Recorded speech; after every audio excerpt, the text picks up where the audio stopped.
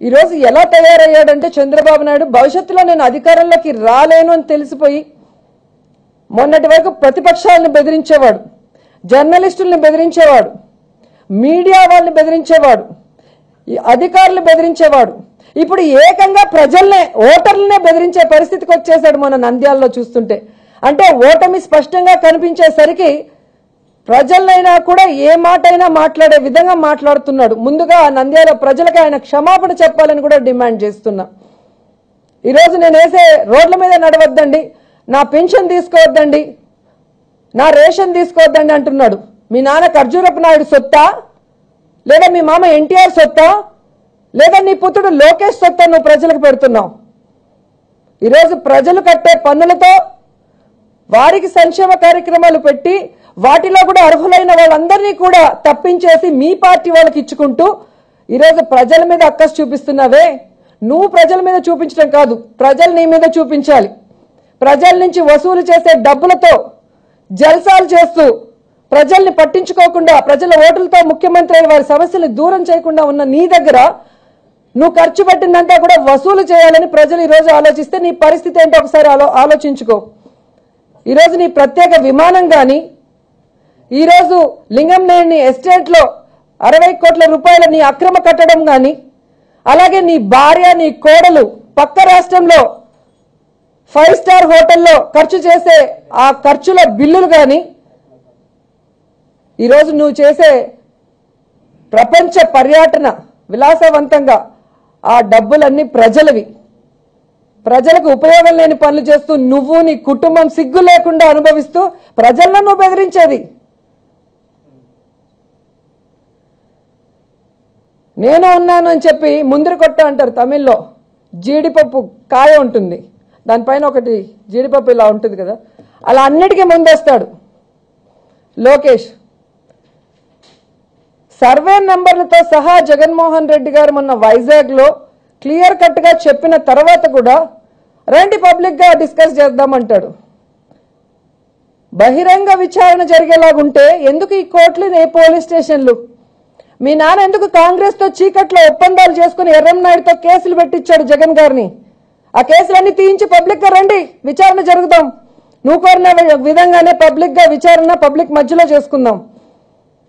రాజకీయంగా జగన్మోహన్ రెడ్డి గారిని ఎదుర్కోలేక సిగ్గు లేకుండా ఎవరి కాళ్ళైనా పట్టుకొని అతని మీద కేసులు పెట్టించి అతన్ని జైల్లో పెట్టించి మళ్ళీ ఆయన జైలుకి వెళ్ళాడని ప్రతిరోజు అసెంబ్లీలో బయట ప్రెస్ మీట్ లో సిగ్గు లేకుండా మీ నాయకులతో మాట్లాడించి ఈరోజు బహిరంగ విచారణ అంట, దానికి తొడగొట్టి సవాల్ చేస్తాడు. జయంతికి వర్ధంతికి తేడా తెలియని ఈయన కూడా సవాలు చేయటం, విస్తరాకుకి తమలపాకుకి తేడా తెలియని ఈయనకు కూడా మేము సమాధానం చెప్పాలి. సింహం ముందు పందికొక్కు తొడగొడితే ప్రజలు నవ్వుతున్నారన్న ఇంగిత జ్ఞానం కూడా ఈయనకి లేకపోవటం బాధగా ఉంది. ముందు జాతీయ జెండాకు వందనం చేయడం నేర్చుకో లోకేష్ బాబు, తర్వాత జగన్ గారికి సవాల్ చేయొచ్చు. ఈరోజు చంద్రబాబు నాయుడు తీసుకున్న ఈ యొక్క జీవో ఏదైతే ఉందో బార్ల పాలసీని మేమందరం కూడా వ్యతిరేకిస్తున్నాం. అండ్ జగన్ గారు ముందే చెప్పారు, రాష్ట్రంలో ప్రజలకు గాని మహిళలకు గాని సమస్యని కల్పించే ఏ ఒక్కటైనా కూడా మేము సపోర్ట్ చేయం, వాటికి వ్యతిరేకంగా ఉంటాం. అలాగే జగన్ గారి ప్రభుత్వం వచ్చిన తర్వాత వీటి మీద ఉక్కుపాదం పెడతాం. అలాగే ఈరోజు ఏదైతే అహంకారంతో 5 ఏళ్లకు మీరు ఇచ్చారో లైసెన్సులు, రాబోయే ఎన్నికల్లో మిమ్మల్ని ఓడించి ఆ లైసెన్సులన్నింటినీ కూడా రద్దు చేయిస్తాము, మహిళల మాన ప్రాణాలని కాపాడుతాము, అలాగే ఆడవాళ్ల తాలిబొట్టులకి రక్షణ కల్పిస్తామని కూడా ఈ సందర్భంగా చెబుతూ, కొంతమంది పనికిమాలిన వాళ్ళు పనికిమాలిన రాతలు రాసుకుంటూ సంతోషపడుతున్నారు. ఎవరి పిచ్చి వాళ్ళకి ఆనందం అంటారు.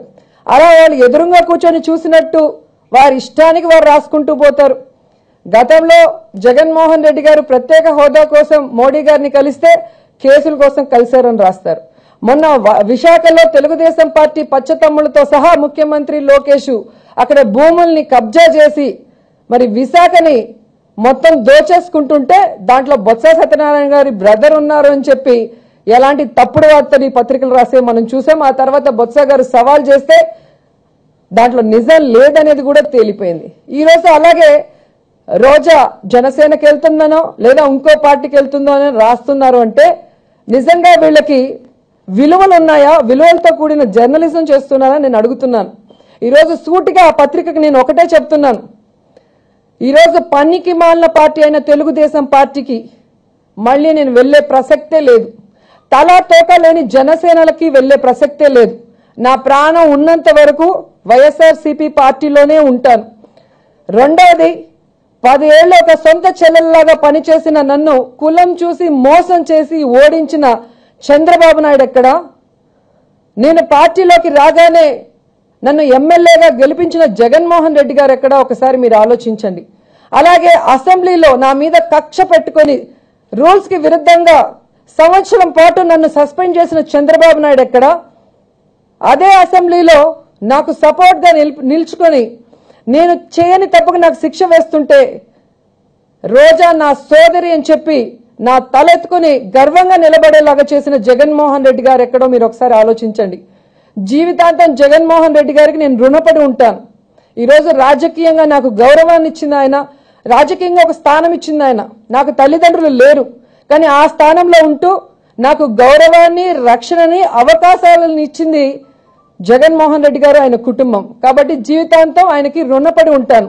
జగన్మోహన్ రెడ్డి గారు నేను పార్టీ పెట్టక ముందు నుంచి చూస్తున్నాను, ఈ రోజుటి వరకు కూడా ఒక పల్లెత్తు మాట ఎవరిని అనింది లేదు, అనే ప్రసక్తి కూడా ఉండదు. అలాంటి పరిస్థితులు మేము తెచ్చుకోవడం కూడా ఉండదు.